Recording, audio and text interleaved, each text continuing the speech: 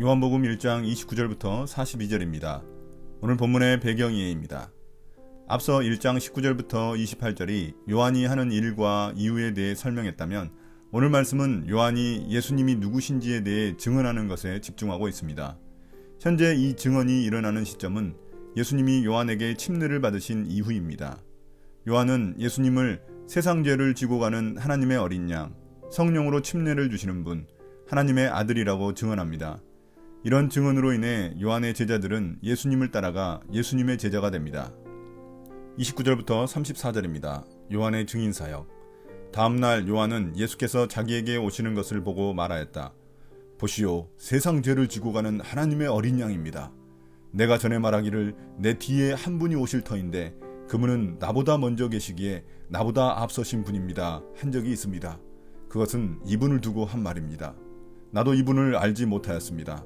내가 와서 물로 세례를 주는 것은 이분을 이스라엘에게 알리려고 하는 것입니다. 요한이 또 증언하여 말하였다. 나는 성령이 비둘기같이 하늘에서 내려와서 이분 위에 머무는 것을 보았습니다. 나도 이분을 몰랐습니다. 그러나 나를 보내어 물로 세례를 주게 하신 분이 나에게 말씀하시기를 성령이 어떤 사람에게 내려와서 머무는 것을 보거든 그가 바로 성령으로 세례를 주시는 분임을 알아라 하셨습니다.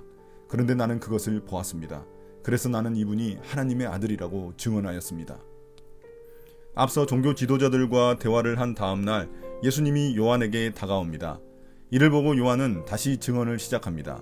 예수님을 세상 죄를 지고 가는 하나님의 어린 양이라고 선언합니다. 어린 양이라는 표현은 이스라엘이 출애굽할 때 유월절 어린 양의 피를 문설주에 발라 하나님의 재앙을 피하던 것을 연상시킵니다. 그 피를 바른 사람만이 하나님의 심판을 피할 수 있었듯 예수님을 영접하는 자만이 구원을 얻을 수 있다는 사실을 암시합니다. 여기서 죄를 지고 간다는 표현은 원어로 보면 죄를 제거하다는 의미입니다. 예수님이 속죄제사의 제물인 어린 양이 되셔서 우리의 죄를 없애주셨다는 것입니다. 한편 요한은 자기 뒤에 오실 분이 원래 자기보다 먼저 계셨던 분이라는 고백을 15절에 이어 재차 반복합니다. 예수님이 창조 이전부터 계시던 하나님의 아들이심을 강조하기 위해서입니다. 또한 그는 자신이 물로 침례를 줄 때 예수님 머리 위에 성령이 비둘기처럼 나타난 것을 통해 그분이 성령으로 침례를 주실 분이라는 사실을 하나님이 알려주셨다고 증언합니다. 성령이 임했다는 사실은 구약에서 예언한 메시아가 예수님이라는 사실을 암시합니다. 이런 점에서 성령은 예수님에 대한 가장 근본적인 증인이라는 것을 알 수 있습니다. 앞으로도 성령은 계속해서 예수님을 하나님의 아들로 증언하는 역할을 합니다. 또한 다른 복음서에서는 예수님이 침례받을 때 하늘의 음성이 들린 것을 직접 전달하는데 여기서는 요한의 증언을 통해 전달하고 있습니다. 증언 사역이 요한복음에서는 그만큼 중요하다는 의미입니다. 35절부터 39절입니다. 예수님을 따라간 요한의 제자들.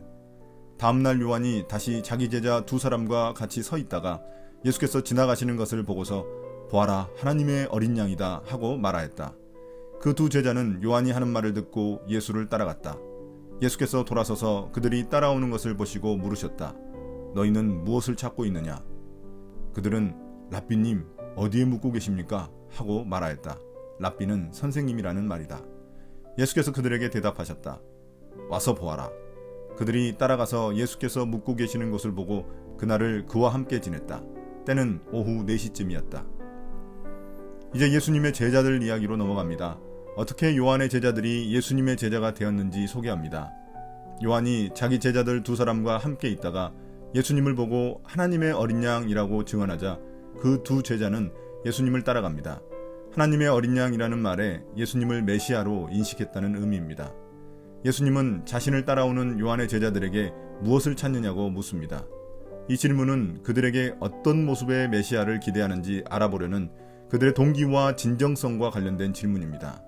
이에 대해 그들은 예수님을 랍비, 즉 선생님이라고 존경심을 드러내며 예수님이 묵고 계신 장소를 물어봅니다. 당시 제자가 스승의 집에 머물며 배웠기 때문입니다. 이에 예수님은 그들에게 와서 보라고 하시며 그들과 함께 묵던 곳으로 가서 하루를 함께 보내셨습니다. 제자들은 예수님이 묵던 집 위치를 요구했지만 예수님의 관심은 제자들과 관계를 맺는 것에 있었다는 것을 알 수 있습니다. 이러한 우문현답식 이야기는 요한복음에 자주 등장합니다.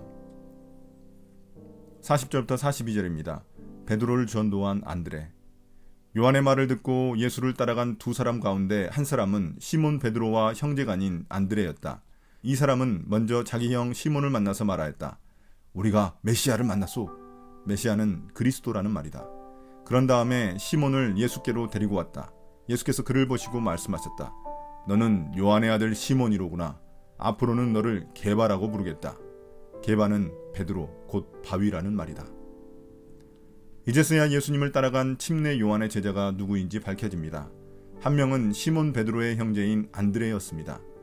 그런데 이상하게도 또 다른 한 명은 밝히지 않고 감춥니다. 이런 점에서 아마도 요한복음의 저자였던 요한이었을 것입니다. 예수님과 시간을 보내고 돌아온 안드레는 형 시몬을 만나 메시아를 만났다고 고백합니다. 그런 다음 자기 형 시몬과 함께 예수님을 만나러 갑니다. 안드레 역시 또 다른 증인이 되었던 것입니다.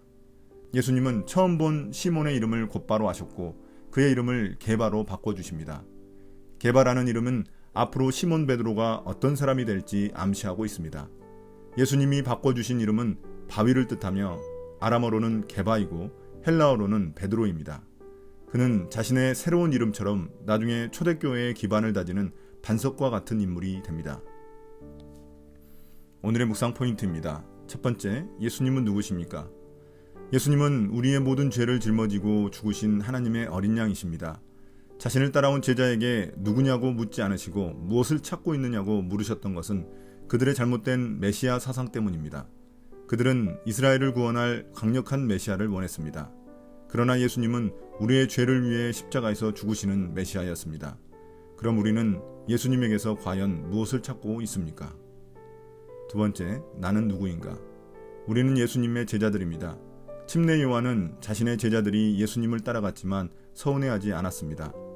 자신의 사명이 바로 사람들을 예수님께 연결하는 통로라는 사실을 잘 알고 있었기 때문입니다. 제자 훈련에서 가장 중요한 것이 바로 이것입니다. 내 제자를 만드는 게 아니라 예수님의 제자를 만드는 것입니다. 오늘의 기도입니다. 주님, 오늘 말씀을 통해 증인이 또 다른 증인을 만드는 것을 보게 됩니다.